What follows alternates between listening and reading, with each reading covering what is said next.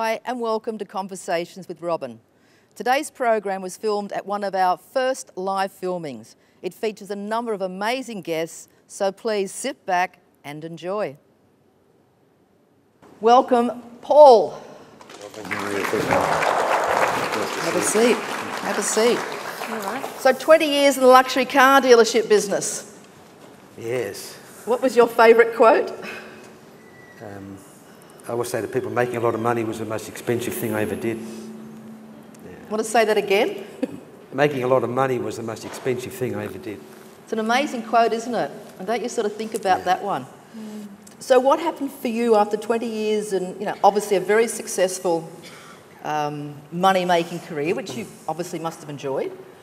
Where was the change around for you? Because Paul now has, he's the founder of Temple Byron in Byron Bay, amazing place, amazing astrologer. So from, a guy that was very left brain in the, I'm not saying there's anything wrong with materialism, I don't mean that, but a very left brain material lifestyle to a very right brain lifestyle of service. What was the change for you? Well, I had some major events happen in my life around 10 years ago, after being in the motor trade for 20 odd years.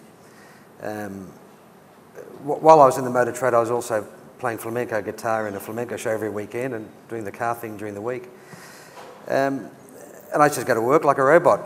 Go to breakfast every morning, go to work, do the same thing, selling expensive motor cars to wealthy people, and it was basically material based and very egotistical and feeding people's egos. It was great, it was exciting, it was a great business, but there was always a feeling of something missing. Similar to what Louise was talking in the beginning, there was something missing. There was no contribution being made, as if I had some sort of ability that I wasn't using. So I had some radical things happen to me in a period of 1 week.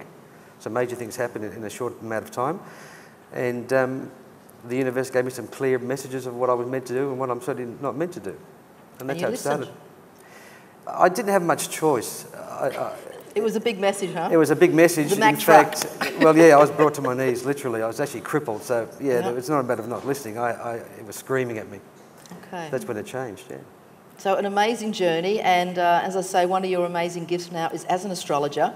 So in having Paul here tonight, I'd like Paul to share with us kind of like where we're at the moment, because we know there's some really heavy-duty energies happening on our planet. We know that we're raising in consciousness. We know that a lot of things that aren't serving us are going out the window.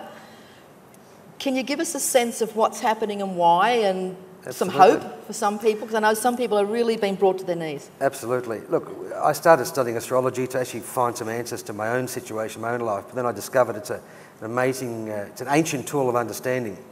Originally, we all used to follow the planets and plant our crops by the planets and the stars, and we sort of lost touch with that over the centuries.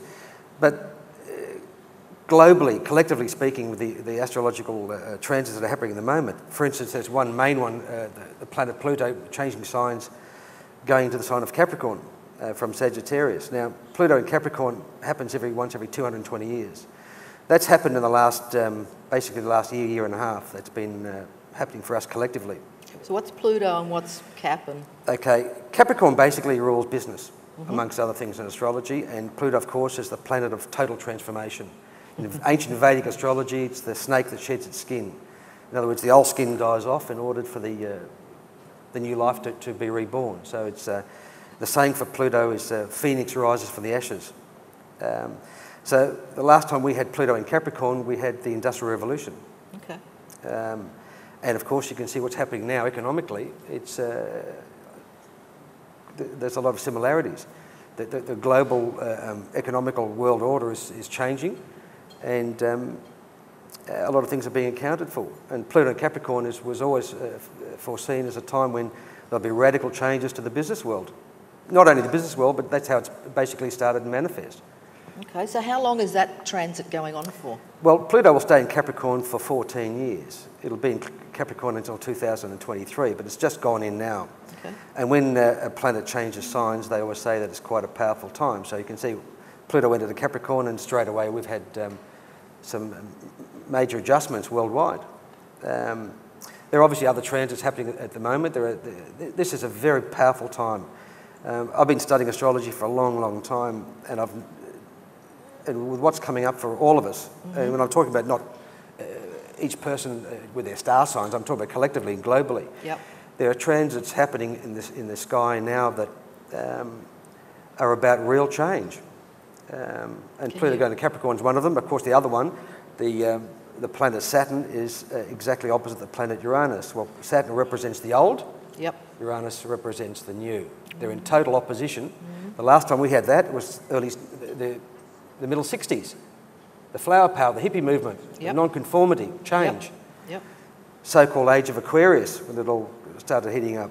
And that's peaking at the moment. It will do for the next year or two, especially into next year. I think next year is going to be a powerful time with some of the alignments happening to all of us, a powerful time of change. And I think what's happening economically is only the beginning of it.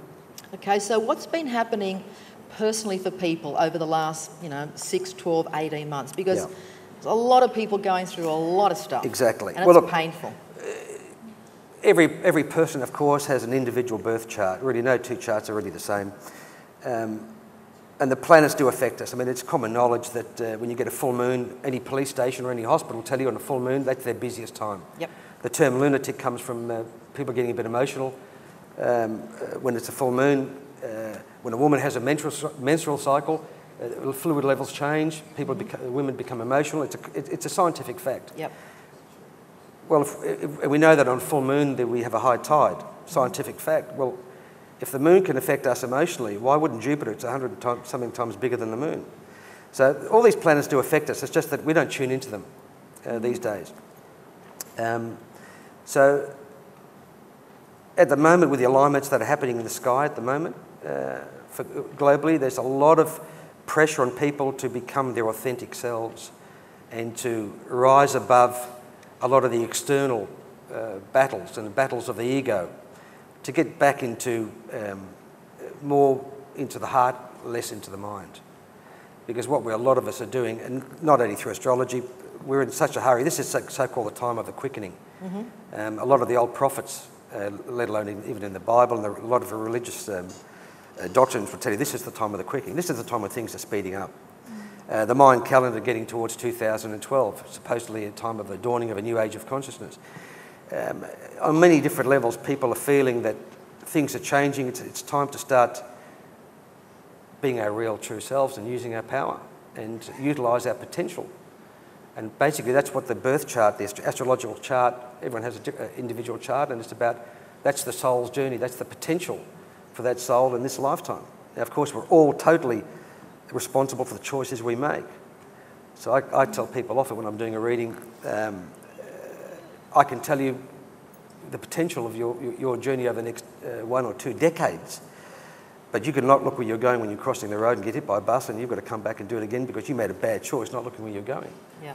So it always comes back to personal Absolutely. choice, doesn't it? Nothing is set in stone. Yeah. I mean, a lot of people think that astrology, it's all a little bit witchy and it's all about prediction. Sure, there is prediction in terms of the time frames of what things can happen and how they can happen in what areas of your life. Sure, that can be very accurate, sometimes even pinpoint to the day. And I've experienced it personally many times. But overall, we're responsible for our own choices. So these transits are about getting people to wake up and to start to open the heart. Because the spiritual path is quite simple. It's about opening the heart and letting the mind become a tool of the heart.